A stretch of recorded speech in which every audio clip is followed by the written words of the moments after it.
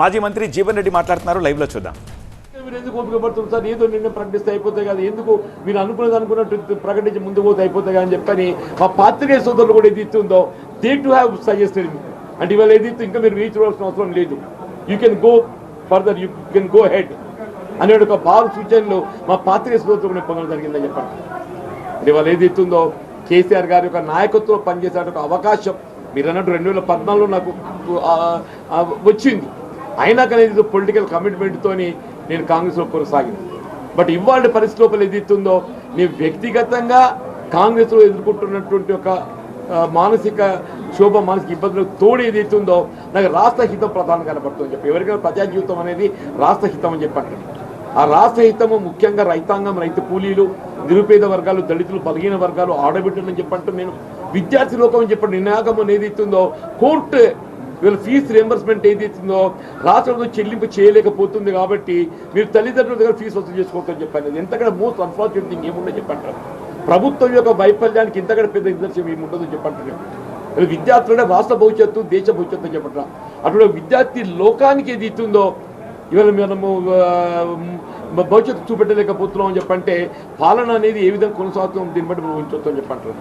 తప్పకుండా ఇవాళ మీరు ఏదైతే ఇంత అంటే really you need not come up to this place నాకు రావాలన్నట్టు మీరు రావాల్సినందుకు నిజంగా మీకు అందరికీ, మీ మిత్రులకు అందరికీ ముఖ్యంగా అవుతుందో మా మిత్రులు కొప్పులీశ్వర్ గారు, వారు ఇక్కడ మంత్రిగా పనిచేసిండ్రు, వారితో నేను కలిసి శాసనసభ్యుడే పనిచేసిన, శాసన మండలి సభ్యుడే పనిచేసిన.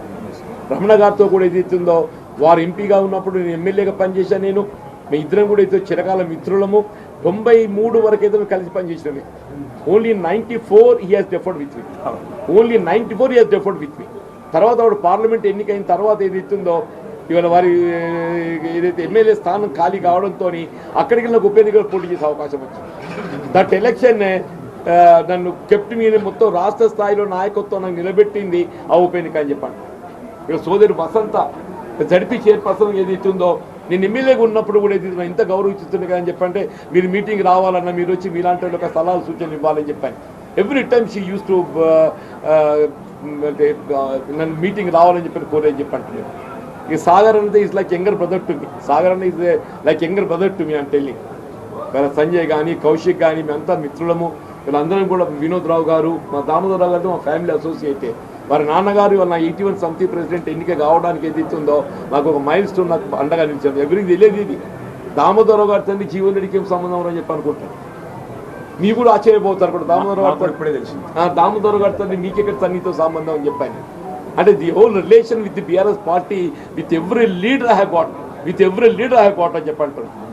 నేను ఈ స్థాయి, ఈ దశలో ఏదైతుందో ఇలా కేసీఆర్ గారితో కలిసి పనిచేసేటువంటి అవకాశం నాకు రావటం, వారి నాయకత్వం కలిసి పనిచేసేటువంటి అవకాశం రావటం, నేనైతే అంటే ఇవాళ జీవితం ఎవరే కానీ ఇవాళ నా జీవితం ఒక చివరి స్థాయికి వచ్చింది. I seen enough political public life. నా సుదీర్ఘ ప్రజా జీవితం 4 దశాబ్దాలు నేను గడిపింది. ఉంటే ఇంకో ఎన్నిక చూస్తే కావచ్చు, దేవుడు దయదలిస్తే ఎట్టుటో చెప్పలేని చెప్పంటాం. కానీ ఏదైతుందో నా చేసే జీవితం ప్రజా జీతాన్ని పాటుపడటానికి కొరకు ఏదైతుందో కేసీఆర్ గారి నాయకత్వంలో పనిచేయడానికి మీరు నాకు అవకాశం కల్పిస్తున్నందుకు, వారి సూచన కనుగొనగా మీరు ముందుకు వచ్చినందుకు మీకు హృదయపూర్వక ధన్యవాదాలు చెప్తున్నా. నేను కేసీఆర్ గారిని కలవటము, మా పాత సాన్నిహిత్యం, దాన్ని కొంత ఎదుట కదా నెమరు వేసుకోవడానికి కొరకు అని చెప్పి అంటాను. మా పాత సాన్నిహిత్యం వద్ద నెమరు వేసుకోవడానికి కొరకు వారికి కలవాలని కోరుతున్నా. అంతే తప్ప ఏదైతే పార్టీలో చేరడం అనేది నేను ఆల్రెడీ ఎక్స్ప్రెస్ డే పార్టీలో బీఆర్తో చేరుతున్నా అని చెప్పని నేను ఆల్రెడీ ఎక్స్ప్రెస్ డే చెప్పాను.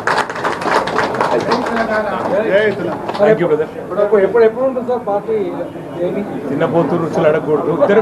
పెద్దవాళ్ళిద్దరు కలుసుకున్న తదుపరి కార్యాచరణ ఇప్పుడు వారి నిర్ణయం ప్రకటించింది.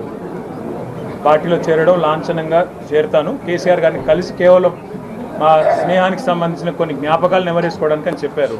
ఇక పెద్ద నిర్ణయం చెప్పేసిండ్రు. మిగతా వార్తలు మీరు తర్వాత రాస్తారు. అవన్నీ మీరు అడగకూరి బ్రదర్.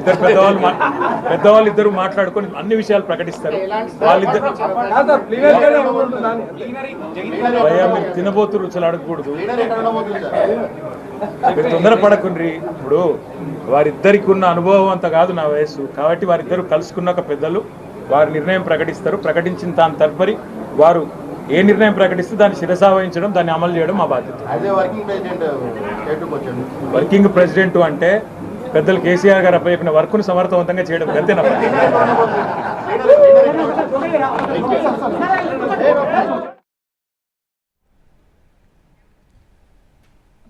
సో అది ఇక పార్టీలో చేరడం అనేది లాంఛనమే, అంగీకరించారు. అది కేసీఆర్ని కలిసి వాళ్ళిద్దరూ వాళ్ళ అనుభవాల్ని షేర్ చేసుకున్న తర్వాత దానికి సంబంధించిన ప్రకటన ఉంటుంది అని చెప్పి కేటీఆర్ చెప్తున్నారు.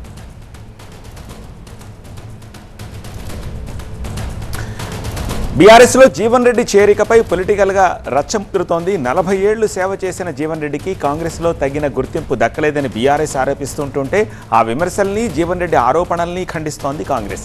జీవన్ రెడ్డికి పార్టీ ఏం తక్కువ చేసిందో చెప్పాలని పీసీసీ చీఫ్ మహేష్ గౌడ్ ప్రశ్నించారు. ఆయనకు అధిష్టానం ఎంతో గౌరవాన్ని ఇచ్చిందన్నారు. ఇప్పుడు బీఆర్ఎస్లోకి వెళ్ళి ఆయన పొందే గొప్ప గౌరవం ఏమిటో కూడా చెప్పాలంటున్నారు మహేష్ గౌడ్.